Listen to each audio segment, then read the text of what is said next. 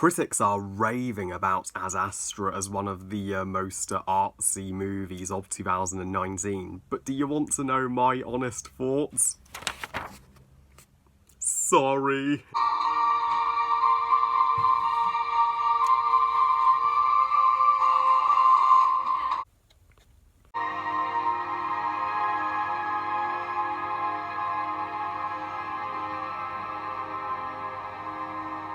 In recent years, space movies have gained a rep for being great, with Gravity, Interstellar, The Martian, First Man. Then Ad Astra happened.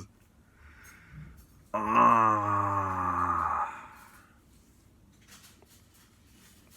Astra, directed by James Gray, and tells the story of Roy, played by Brad Pitt, who's the son of a famed astronaut Cliff, played by Tommy Lee Jones, and he leaves his wife, played by Liv Tyler, to go on a space voyage to travel to Neptune, to search for his current missing father and to unlock the question, are we alone in the universe? So sorry if I'm late to the party with my Ad Astra review. I have heard it's the most divisive movie of 2019. Some people are on the positive side for it, and some people are on the negative side of it. So those that are on the positive side are calling it the most artsy movie of the year. The early reviews were literally making this movie out to be this glowing masterpiece.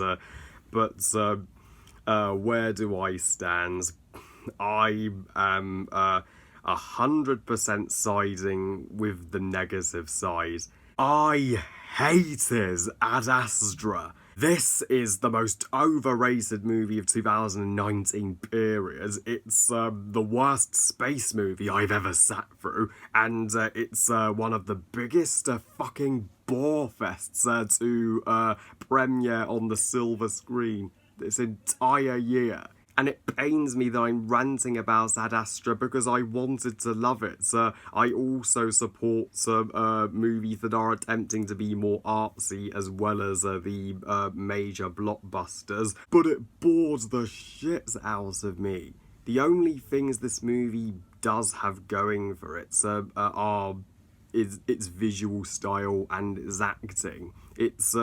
This is one of the go-to movies to see in IMAX this year. If you have an IMAX ticket and you want to see a movie that feels like a simulator at a theme park that literally takes you into space, then Ad Astra is the movie to see. Brad Pitt's acting here as Roy, the astronaut, isn't as perfect as critics are saying it is for me, but he is still solid at playing Roy, this astronaut who due to his heart rate needs to keep his emotions under control. He gives the most calm performance that he has ever given, though I did like him better in Once Upon a Time in Hollywood, and even Tommy Lee Jones as Cliff and Liv Tyler as Roy's wife, they both give emotional performances whenever they are on screen, though they're not in the movie much. This movie is evidence that James Gray doesn't know shit about making a decent space movie. He made the mistake of attempting to make it too artsy, and because of that, this movie feels like a total pace stopper. This movie is paced so freaking slowly that it feels longer than the orbits of the Earth around the sun, and yeah, even a single shot takes for fucking ever to end. I mean, there wasn't a single moment in this film where I wasn't just thinking, when the fuck are things going to happen? And the movie also rips off 2001: A Space Odyssey with the space monkeys. You know, like the the monkeys with The Dawn of Man in 2001: A Space Odyssey, an infinitely better sci-fi movie. And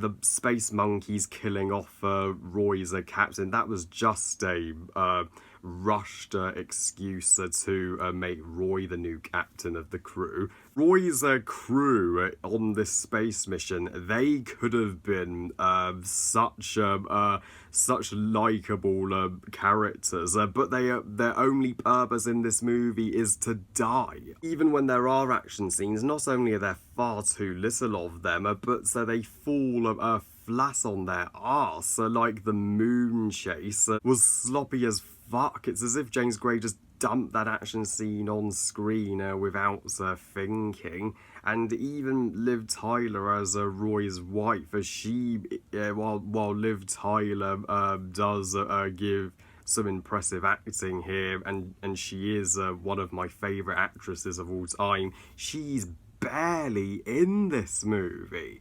This is the most wasted she's ever been.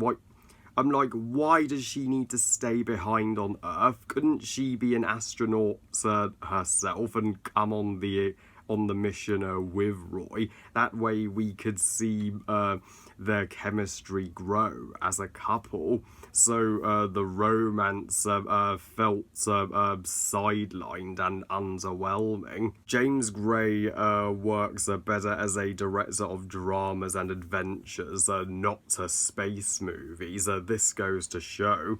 And the ending, this shitty anti-climax. So here we go. Let's spoil the fuck out of this shitty ending. So Roy discovers his father Cliff on Neptune finally, and turns out that all of Cliff's crew are now deceased, making Cliff the sole survivor. And Cliff turns out has discovered no trace of intelligent life in the universe. So then Roy goes back to Earth himself, still not knowing if there is any intelligent life out there. How fucking dare you, movie? You built up the possibility of us finding, some new intelligent culture out there in the universe. So that would have been a magnificent revelation to see Roy stepping onto an alien planet and greeting the aliens and seeing what their culture is like and whether or not they're exactly like humans or not.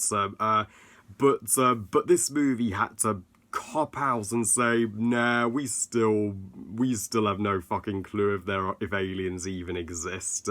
And Roy's father Cliff, he's a fucking dick. He was willing to literally get his entire crew killed just to prove his point, and he found out nothing. So he took innocent lives that could have been spared. I'm sorry, but Roy's father is the true villain of the movie. He is a scumbag, and yeah, this and Glass are some of the worst movie endings I have ever seen in my entire life. If I had to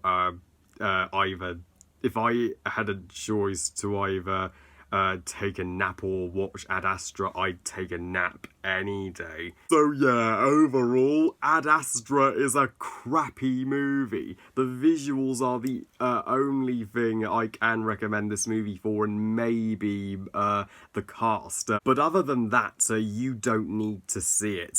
This movie made me mad, Astra. I give Ad Astra 1 star out of 5. Fuck this movie! Yeah, I'm not even the biggest Brad Pitt fan to begin with, but at least he starred in one good movie this year. Well, I love you guys. Thank you for watching. I hope you guys enjoyed this rant. And what do you think of Ad Astra? Are you on the positive side or negative side? Please comment and let me know. Please like this video and subscribe. Please follow on Twitter and on Instagram. And I'll see you next time when I review Rambo Last Blood. And remember, movies are us. Bye, guys.